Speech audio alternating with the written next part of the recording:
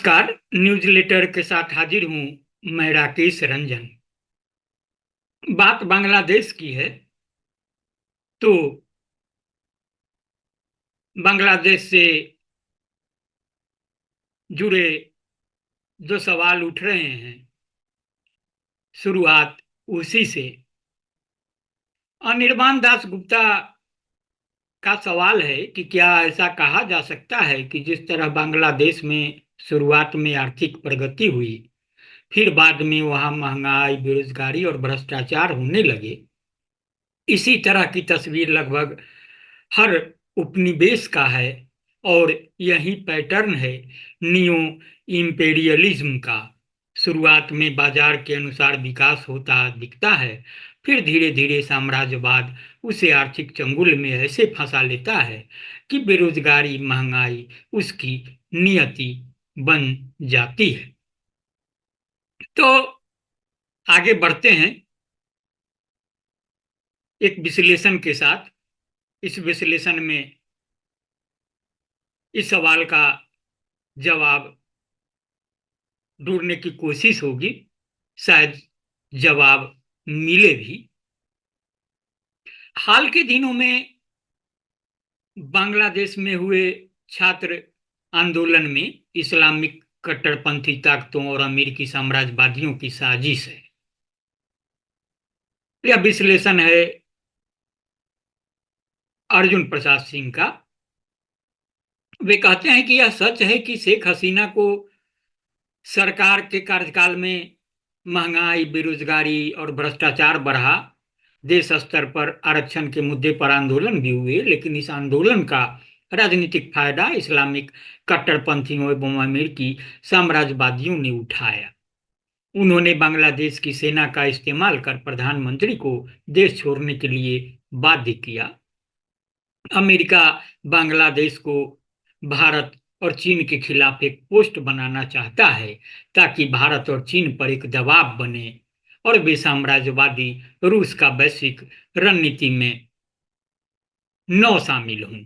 इसलिए नवउदारवादी वैश्विक माहौल में बांग्लादेश या किसी अन्य देश के जन विद्रोह के लिए केवल आंतरिक कारणों को बताना गलत होगा। आप इसे भी गुनिए। आगे बढ़ते हैं इस सवाल की ओर कि आखिर बांग्लादेश किस राह पर है। कोई भी राष्ट्र जो साम्राज्यवाद के आर्थिक चक्रव्यूह में फंसा हो, कभी भी जनता की आर्थिक या राजनीतिक आकांक्षाओं को पूरा नहीं कर सकता है। भले पूंजीवादी प्रगति की सूचकांक में कुछ हद तक इजाफा दिख जाए, प्रति व्यक्ति जीडीपी, प्रति व्यक्ति आय, प्रति व्यक्ति पौष्टिकता आदि सूचकांक में पिछले दिनों अच्छी खासी प्रगति के बावजूद तथा इनके सूचकांक में भारत से ऊपर रहने के बावजूद कमर तोड़ महंगाई, बेरोजगारी, सीमाहीन भ्रष्टाचार तथा पक्षपातपूर्ण सरकारी रवैया ने बांग्लादेशी छात्र युवा समाज के अंदर लंबे समय से सत्ता विरोधी अंतर्निहित लहर पैदा कर दी थी। ऐसी परिस्थिति में साम्राज्यवाद पर सरकार के खिलाफ मुख्यतः दो तरह की ताकतें क्रियाशील होती हैं। एक सामाजिक प्रगतिशील जनतांत्रिक धारा तथा दूसरा तथाकथित राष्ट्रवादी फासिस्ट धारा। यह निश्चित है कि समाजवादी सोवियत संघ के टूटन तथा सोवियत संघ के बिखराव के बाद दुनिया में समाजवादी तथा जनतांत्रिक ताकतें विश्व भर में पिछड़ गई हैं। नतीजतन आर्थिक संकट से जूझ रहे हर एक देश में प्रगतिशील जनतांत्रिक ताकतों के उभरने के बजाय रूढ़िवादी विचार पनपने लगे हैं। यूरोप के कई देशों के साथ साथ लैटिन अमेरिकी देशों तथा भारतीय उपमहाद्वीप के सभी देशों में दक्षिणपंथी विचार राजनीतिक हलकों में वर्चस्व कायम कर लिया है। ये विचार अपनी घोषित नीति के तहत किसी न किसी रूप में अल्पसंख्यकों को सभी समस्याओं के लिए जिम्मेदार ठहराकर बेतहाशा पूंजीवादी लूट से जनता की नजर को घुमाने का काम करते हैं। भारत की बात करेंगे तो भारत में इसी रणनीति के साथ दक्षिणपंथी एक दशक पहले सत्तारूढ़ हो गए तो बांग्लादेश में सत्ता से बाहर चल रहे राजनीतिक दल बांग्लादेश नेशनलिस्ट पार्टी तथा कट्टरवादी संगठन जमाते इस्लामी भारत तथा धार्मिक अल्पसंख्यकों को सभी समस्याओं के लिए जिम्मेदार ठहराते रहे। दोनों ही देशों में चंद पूंजीपतियों का विदेशी पूंजी के गठजोड़ के तहत आमदनी में बेतहाशा वृद्धि हुई तथा गरीबों के साथ साथ मध्यम वर्ग भी हाशिए पर चले गए। वस्त्र उद्योग, चमड़ा आधारित लघु उद्योग आदि की ग्लोबल मार्केट में अच्छी खासी पैठ के कारण एक तरफ जहां नव अमीरों का एक तादाद खड़ा हो गया तो दूसरी तरफ सबसे गरीब मजदूरों की फौज भी बांग्लादेश में ही उभर गई। आर्थिक प्रगति की सूचकांक तथा आंकड़ों के आलोक में मदमस्त हसीना सरकार अपने विरोधी पक्षों की वैसे ही खिल्ली उड़ाती रही जैसे भारत में पिछले लोकसभा चुनाव के पहले तक भाजपा सरकार भारत की विपक्षी पार्टियों की उड़ाती रही। वर्ष 2022 में सभी विपक्षी दलों के बायकॉट तथा सरकारी मशीनरी के खुल्लम खुल्ला दुरुपयोग के बावजूद मात्र 40% मतदान करवाकर लगभग एक तरफा इलेक्शन में जीत दर्ज की। अवामी लीग के लिए किसी भी नजरिए से पॉपुलर मैंडेट नहीं था।